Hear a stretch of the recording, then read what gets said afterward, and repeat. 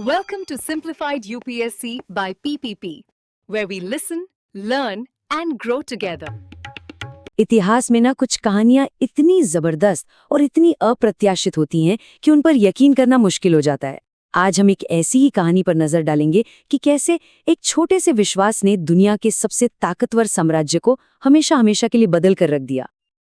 देखिए, यही वो सवाल है जो सदियों से इतिहासकारों को भी चकराता रहा है। ये तो डेविड और गोलियट वाली कहानी है, बस फर्क इतना है कि ये पूरी दुनिया के पैमाने पर हुई थी। तो सवाल ये है कि आखिर ये हुआ कैसे? चलिए इसी को समझने की कोशिश करते हैं। अब देखिए, इस कहानी को समझने के लिए हमें सबसे पहले उस दुनिया को समझना होगा जिस पर रोम का राज था। वो सिर्फ एक साम्राज्य नहीं था, वो तलवार की धार और पत्थर की मजबूत नींव पर बनी एक पूरी की पूरी सभ्यता थी। जरा इस आंकड़े के बारे में सोचिए, 6 से 8 करोड़ लोग, मतलब आज के कई बड़े बड़े देशों की कुल आबादी से भी ज्यादा। ये एक बहुत बड़ी पेचीदा मशीन की तरह था, एक ऐसी मशीन जिसे रोम से कंट्रोल किया जाता था और जो 3-3 महाद्वीपों तक फैली हुई थी। रोमन धर्म की जो जड़ें थीं वो सीधे सीधे राज्य से जुड़ी हुई थीं।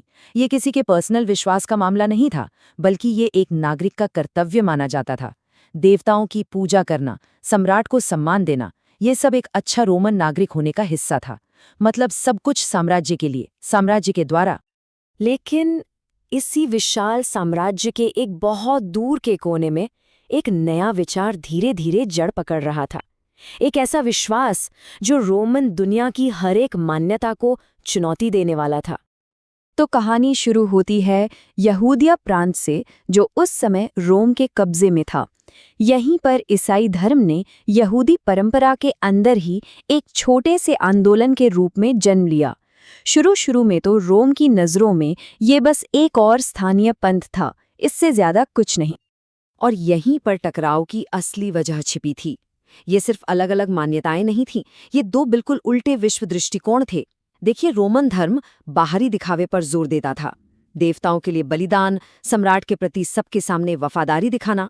वहीं दूसरी तरफ ईसाई धर्म अंदरूनी विश्वास की बात करता था, ईश्वर के साथ एक व्यक्तिगत रिश्ते की, जो किसी भी दुनियावी शासक से कहीं बढ़कर था। ये एक तरह से राज्य की शक्ति और व्यक्तिगत आस्था के बीच सीधी टक्कर थी। अब जाहिर है, जब दो दुनियाएं इतनी अलग हों तो टकराव तो होना ही था।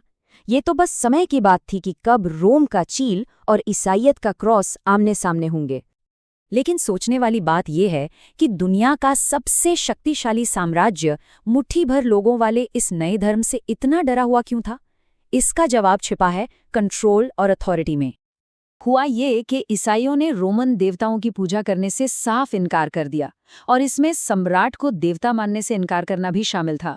अब इसे सिर्फ एक धार्मिक असहमति नहीं माना गया, बल्कि इसे राजद्रोह की तरह देखा गया, राज्य के अधिकार को एक सीधी चुनौती। और जब भी साम्राज्य में कोई मुश्किल आती, जैसे कोई आर्थिक संकट या राजनीतिक अशांति, तो इन अलग दिखने वाले लोगों को बलि का बकरा बनाना बहुत आसान हो जाता था। और ऐसा नहीं है कि सिर्फ ईसाइयों को ही रोमन ताकत का सामना करना पड़ा। ये समझने के लिए कि साम्राज्य अपने खिलाफ उठने वाली आवाज़ों से कैसे निपटता था, हमें यहूदिया में हुए यहूदियों के विद्रोह को देखना होगा। 132 ईस्वी में एक बहुत बड़े विद्रोह को बेरहमी से कुचलने के बाद रोमनों ने ज्यादातर यहूदियों को उनकी ही जमीन से निकाल दिया। इसी घटना को डायस्पोरा कहते हैं, और ये दिखाता है कि साम्राज्य अपने अधिकार को चुनौती देने वालों के साथ कोई नरमी नहीं बरतता था। लेकिन सदियों तक जुल्म सहने के बावजूद कुछ बहुत हैरान करने वाला हुआ। ईसाई धर्म न सिर्फ जिंदा रहा, बल्कि और तेजी से फैलता गया। और जैसे जैसे ये नया विश्वास मजबूत हो रहा था, रोमन साम्राज्य की अपनी नींव कमजोर पड़ती जा रही थी। ये सिर्फ तारीखें नहीं हैं, ये उस विशाल साम्राज्य की नींव में पड़ती दरारें हैं। हर एक घटना, चाहे वो अंदर का विद्रोह हो या बाहर से कोई हमला, उस विशाल ढांचे को कमजोर कर रही थी जो सदियों से खड़ा था। साम्राज्य पर हर तरफ से दबाव बढ़ता ही जा रहा था। और यहीं पर दो कहानियां एक साथ चल रही थीं। एक तरफ एक नया विश्वास था जो पूरे साम्राज्य में उम्मीद और अपनेपन का संदेश फैला रहा था, और दूसरी तरफ वही पुराना साम्राज्य था जो राजनीतिक अस्थिरता, आर्थिक संकट और लगातार होने वाले युद्धों के बोझ तले दबता जा रहा था। और आखिरकार रोम का पुराना राजनीतिक ढांचा ढह गया। लेकिन उसकी राख से जो दुनिया उभरी वो कुछ बिल्कुल नई थी। ये रोमन दुनिया और ईसाई विश्वास का एक ऐसा संगम था जो आने वाली सदियों तक पश्चिमी सभ्यता की दिशा तय करने वाला था। रोम का पतन किसी एक वजह से नहीं हुआ। ये बहुत सारी समस्याओं के एक घातक मिश्रण का नतीजा था।